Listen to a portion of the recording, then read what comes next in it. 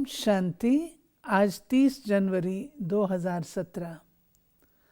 प्यारे बाबा के साकार रूप के चले हुए वे मधुर महावाक्य जिनका श्रवण आज हमने अपनी मॉर्निंग क्लास में किया है, उस पर अब हम मनन और चिंतन करते हैं।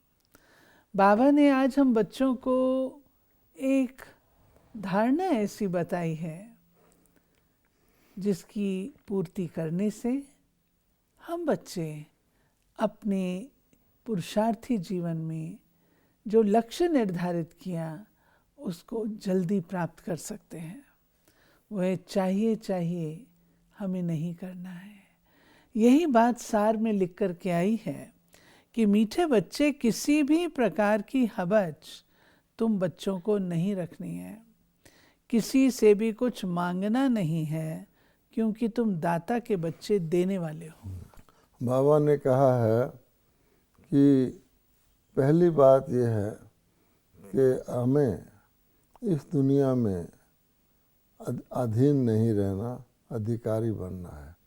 कहा जाता है 100 राज्य अधिकारी ही विश्व राज्य अधिकारी होगा। 100 राज्य का अर्थ है अपनी इंद्रियों पर राज करना। तो आत्मा अपनी शरीर की इंद्रियां, स्थूल इंद्रियां और मन की इंद्रियां, इनके ऊपर अधिकारी होनी चाहिए। जो आत्मा कहे वही मन करे, वही इंद्रियां करे। इस हिसाब से देखा जाए तो बाबा कहते हैं अगर इंद्रियां कंट्रोल में नहीं होगी तो इच्छाएं पैदा होंगी। हवस मैंने किसी चीज़ की ऐसी तलब, इस प्रकार की इच्छा जो अगर पूर्ति ना हो तो व्यक्ति को परेशान कर दे, उसको क्रोध में ला दे या उसको मतलब लालसा पैदा कर दे। तो बाबा ने कहा इसलिए बच्चों को किसी चीज़ की हवस, खाने की, पीने की, वस्त्र की, पहनने की हवस नहीं होनी चाहिए। क्योंकि अगर वो होगी तो फिर दाता के बच्चे दाता तो नहीं रहने, सदा संतुष्ट आत्मा रहे। इसलिए इस प्रकार की इच्छाओं से परे जाना है। बाबा कहते तुम गॉडली स्टूडेंट हो, तुम्हारा लक्ष्य क्या है क्या नहीं। तुम्हारा लक्ष्य है बाप द्वारा जो नॉलेज मिल रही है उसे धारण करना, पास विद ऑनर बनना। ऐसी इच्छाएं रखना तुम्हारा लक्ष्य नहीं है।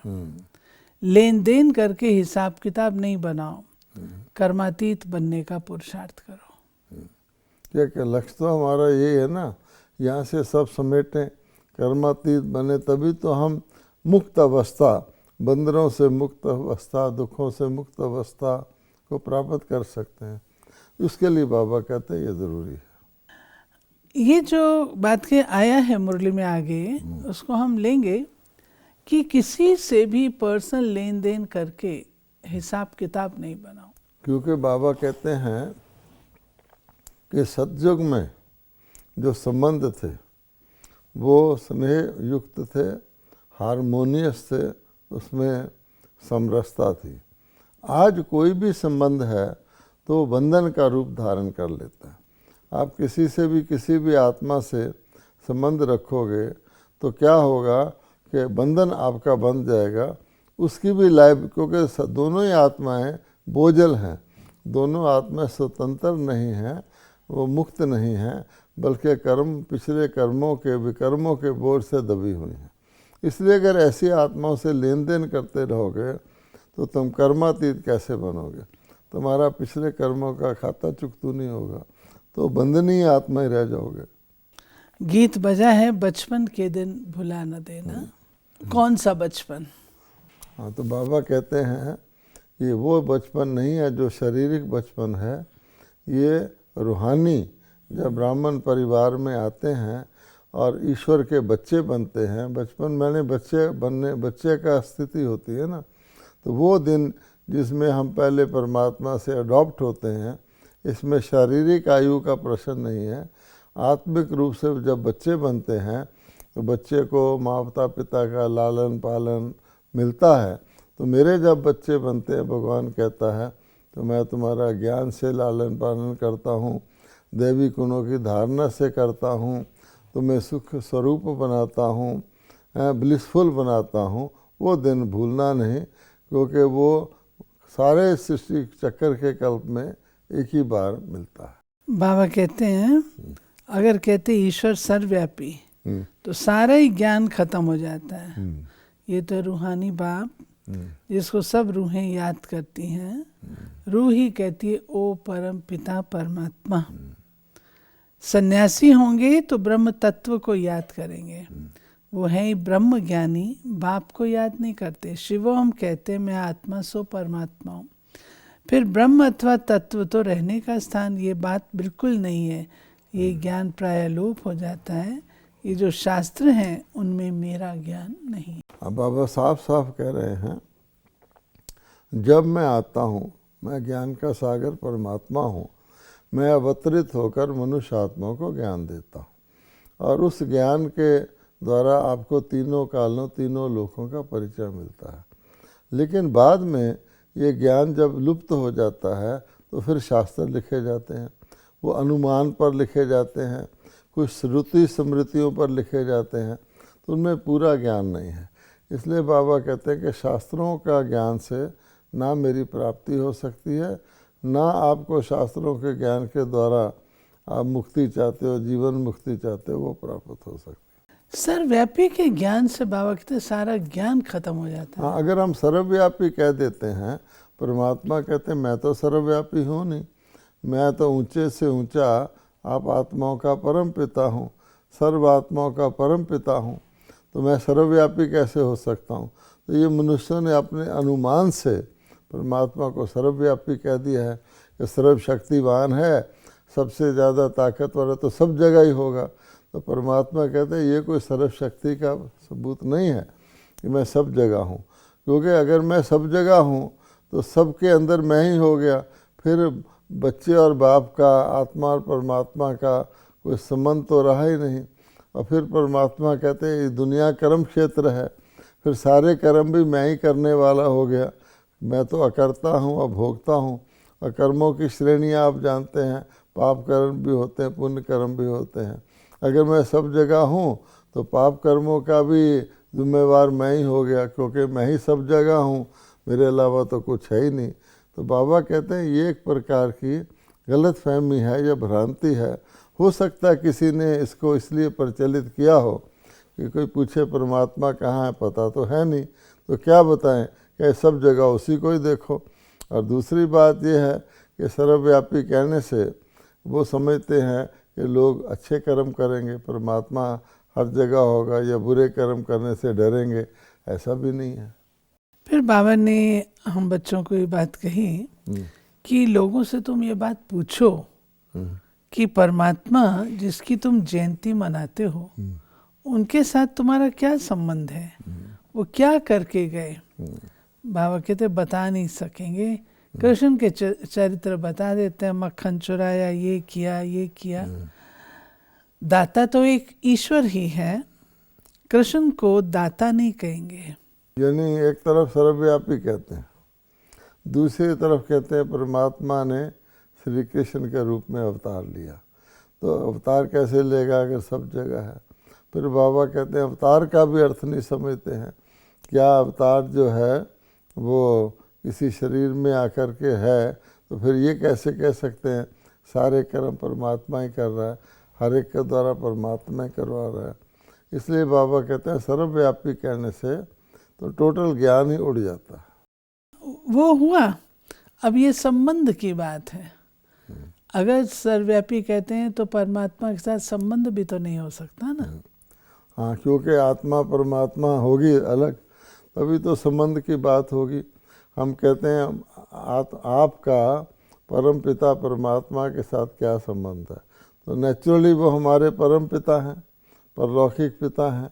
और लौकिक पिता से तो एक जन्म का संबंध होता है, पर लौकिक पिता से अगर संबंध जुड़ जाए, हम उसके समान बन जाएं, तो हम भी मास्टर सुखदाता बन सकते हैं, मास्टर कल्याणकारी बन सकते हैं, मास्टर शांति स्वरूप बन सकते हैं।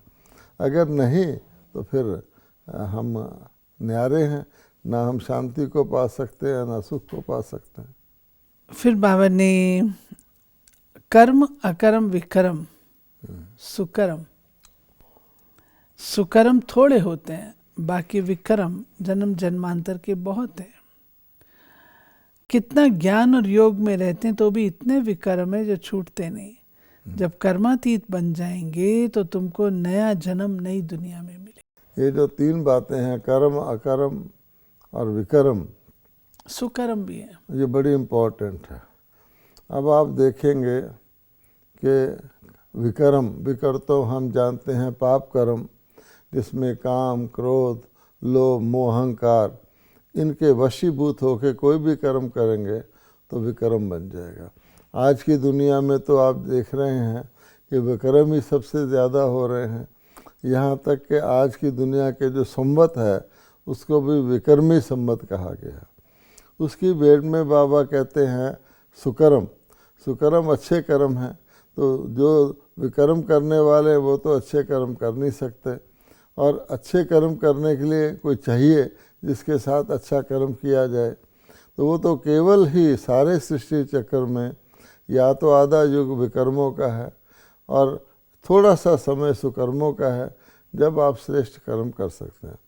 सतयुग में भी आप सुकर्म नहीं कर सकते।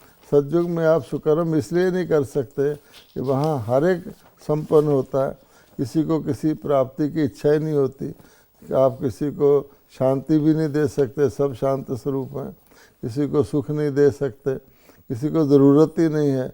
इसलिए बाबा कहते हैं वहाँ जो कर्म किए जाते हैं उसको अकर्म कहा जाता है, उसका खाता नहीं बनता। बाकी जो विकर्म करेंगे लेन देन का खाता बनेगा। बाबा ने शुरू में भी मुरली के कहा था, मनुष्य आत्माओं के साथ लेन देन का खाता नहीं बताओ, नहीं तो कर्मों का बोझ चढ़ता है। इसलिए बाबा कह रहे हैं कि लेन देन का खाता आत्माओं का आत्माओं से नहीं बनाओ, परमात्मा से बनाओ। बाबा कहते हैं कि बच्चे कभी भी तुम किसी से मांगो मत। एक चीज़ जो बाबा ने हम बच्चों को सिखाई है, जो हमारी ईश्वरी विश्वविद्यालय के कल्चर में है, बाबा ने ये बात कही कि कभी भी तुमको किसी से मांगना नहीं है। मांगने से मरना भला, ये बाबा ने स्लोगन बच्चों को दिया है। और इसको हमने देखा भी कैसे दादियों ने स्थापना के टाइम पर सहन किया, परंतु कभी किसी से मांगा नहीं। तुम दाता के बच्चे हो, तुमको देना है ना कि मांगना है। तुमको जो कुछ चाहिए शिव बाबा से मिल सकता है, और कोई से लेंगे तो उनकी याद रहेगी। हर एक चीज़ शिव बाबा से लेंगे तो शिव बाबा तुमको घड़ी घड़ी याद पड़ेगा। शिव बाबा कहते तुम्हारे लेन देन का हिसाब मेरे साथ है, ये ब्रह्मा तो बीच में दलाल है।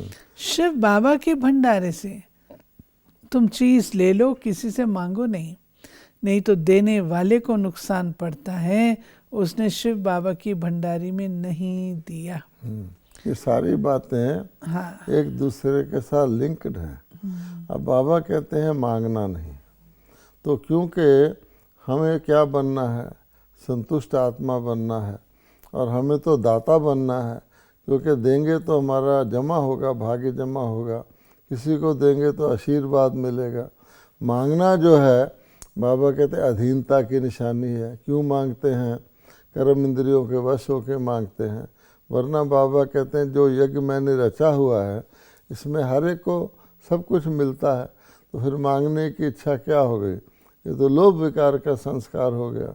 तब करके बाबा समझा रहे हैं कि किसी भी मनुष्य आत्माओं से, किसी भी देहधारियों से कोई भी दैहिक चीज़ वस्तु हो नहीं मांगनी है। अदरवाइज इसको मांगने से बाबा ने मरना भला कहा हुआ है। मांगने वाला दाता नहीं बन सकता। और बाबा ने यही बात कही कि तुम दाता के बच्चे हो, दाता के बच्चे होकर के तुम मांग नहीं सकते। और अगर दाता नहीं बन सकते तो फिर उत्तराधिकारी नहीं बन सकते। आपका भाग्य कैसे जमा होगा? दुनिया के अंदर भी जब अकाउंट होता है, कोई ज़्यादा जमा कराता है, कम खर्च करता है, तभी उसका बैलेंस बनता है। अगर हम सिर्फ लेने वाले बन जाए, मान लो बैंक से भी कोई लोन लेता है, वो तो फिर कर्जदार हो जाता है। उसको ना केवल लोन वापस करना पड़ता है, उसके साथ ब्याज भी देना पड़ता है। तो बाबा ऐसा धंधा क्यों सिखाएगा?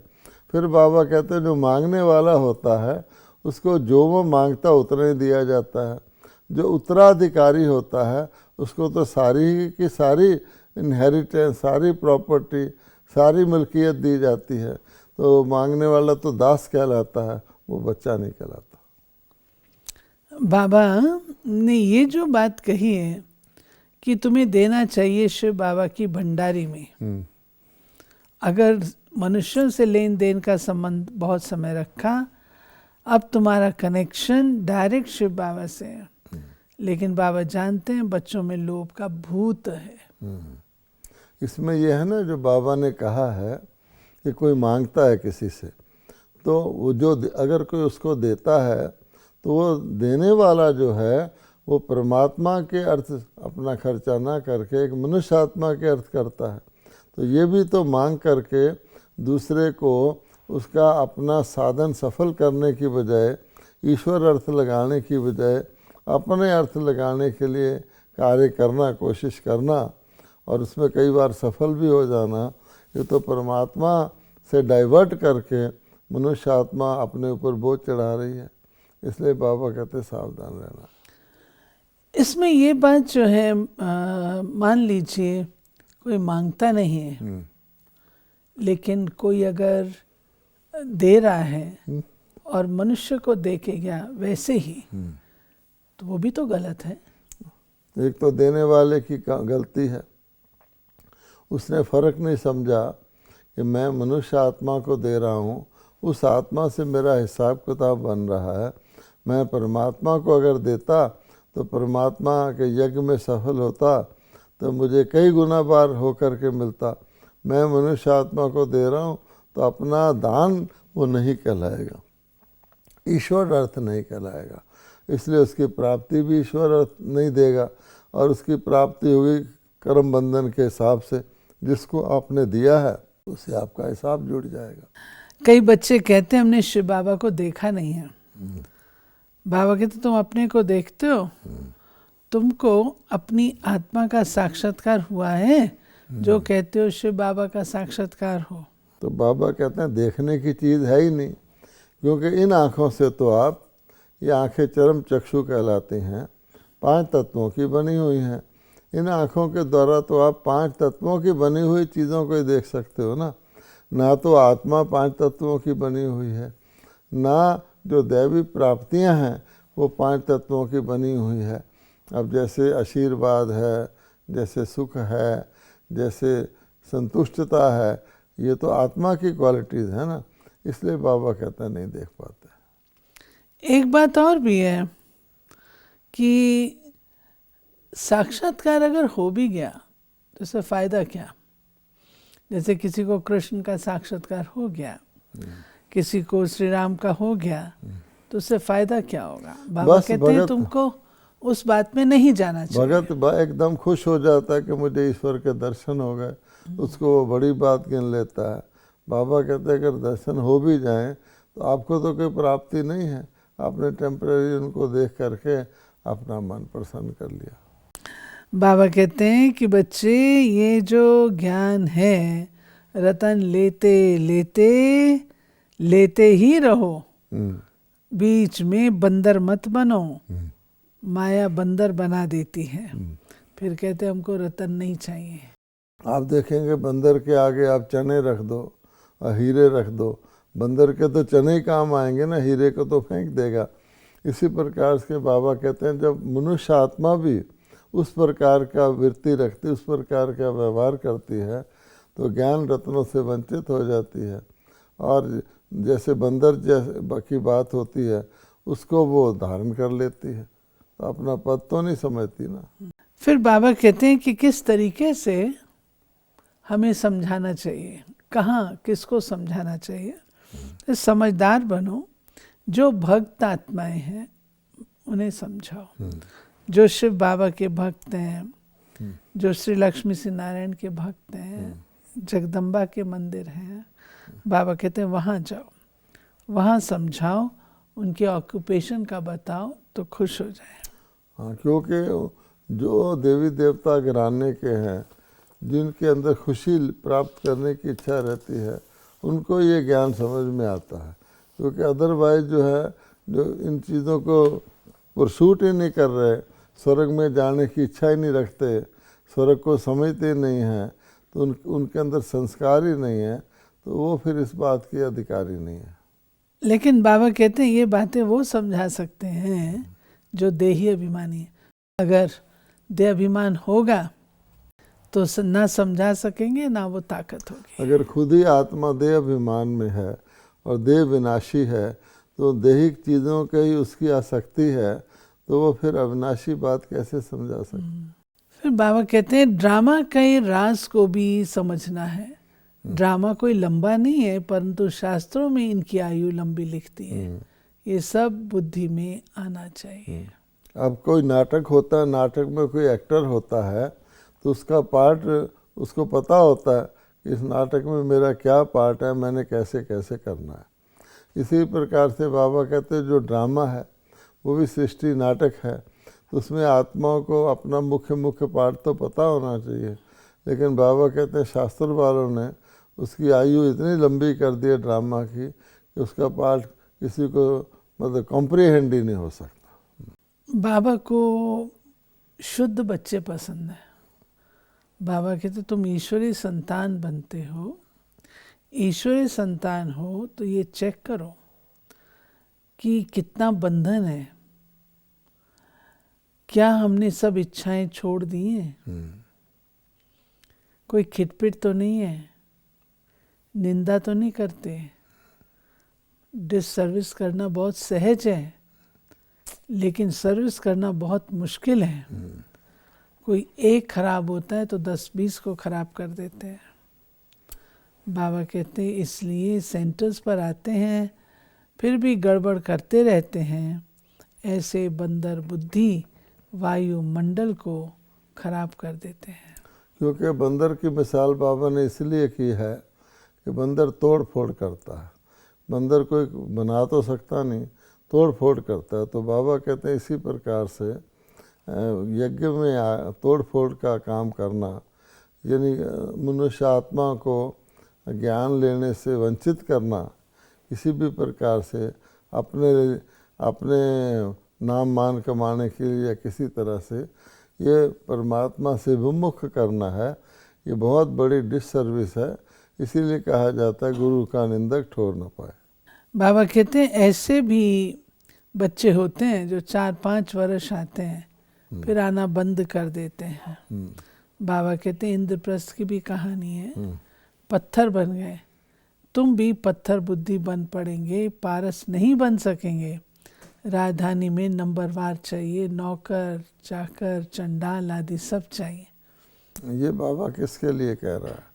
बाबा कहते हैं इस ज्ञान से बुद्धि जो है वो सालिम बनती है, वो पारस जैसी बनती है, दिव्य बनती है, गोल्डन बनती है, तभी वो देवता बनते हैं। लेकिन कोई 4-5 वर्ष भी आता रहे, ज्ञान भी सुनता रहे और धारणा न करे, जैसे देह भान में रहे, मान लीजिए कि अभिमान नहीं छोड़ता या क्रोध नहीं छोड़ता या काम वृत्ति नहीं छोड़ता। बेसिकली तो पतितपना काम वृत्ति को ही कहा जाता है, क्रोध को पतितपना नहीं कहा जाता है, तो बहुत बड़ा विकार। तब बाबा कहते हैं ऐसी आत्मा अगर आती रहेगी, बुद्धि में ज्ञान नहीं बैठेगा तो क्यों नहीं बैठेगा? पत्थर बुद्धि कहा जाता है। उनकी बुद्धि पत्थर बुद्धि बन जाती है, इसलिए उनमें ज्ञान धारण होता ही नहीं है। तो फिर पत्थर बुद्धि आत्माएं जो हैं वो डिससर्विस करती हैं। तो बाबा ने इसलिए कहा ऐसे बंदर बुद्धि आत्माएं जो हैं वो किसी का भी कल्याण नहीं कर सकती, अपना भी नहीं कर सकती। फिर वरदान है ज्ञान के राजों को समझ, सदा अचल रहने वाले निश्चय बुद्धि विघ्न विनाशक। यानी कोई व्यक्ति ज्ञान की गहराई को समझता है। बाबा हमेशा कहते थे राज को समझने वाला राजी रहता है। अगर नाराज़ होता है किसी भी बात से, उसको राज की समझ में नहीं है, तो ज्ञान तो बड़ा गहरा है। तो जो आत्मा ठीक तरीके से श्रीमत पर चलते हुए ज्ञान को सुनेगी और धारण करेगी, उसकी अवश्य उन्नति होगी। और अगर नहीं करेगी तो फिर वो पत्थर की पत्थर रह जाएगी। विघ्न विनाशक स्थिति में स्थित रहने से कितना भी बड़ा विघ्न खेल अनुभव होगा, खुशी खुशी से विजयी बनेंगे और डबल लाइट रहेंगे। ड्रामा के ज्ञान की स्मृति से हर विघ्न नथिंग न्यू लगता है। अनेक बार विजयी बने हैं, अचल घर तुम्हारी यादगार है ना। फिर स्लोगन है, दृढ़ता की शक्ति साथ हो तो सफलता गले का हार बन जाएगी। तपस्या के लिए है, विशेष इस वृक्ष के आप तने हो, जो अपने तपस्वी स्वरूप द्वारा कमजोरों को बल दो। अपने पुरुषार्थ का समय दूसरों को सहयोग देने में लगाओ। अभी ऐसी लहर फैलाओ, देना है देना है देना है। बाबा कहते अगर लेने का सपने में भी संकल्प नहीं करो। ये थी बाबा की आज 30 जनवरी 2017 की मुरली, जिसमें बाबा ने हम बच्चों को अपने लक्ष्य को ध्यान पर रखने को कहा। किसी प्रकार की हबच ना हो, पर्सनल लेन देन नहीं करें, अपने कर्मों को सुकर्म बनाएं, और ये कार्य अभी संगम पर ही कर सकते हैं। ज्ञान भी पूरा अच्छी रीत से समझें। ओम शांति।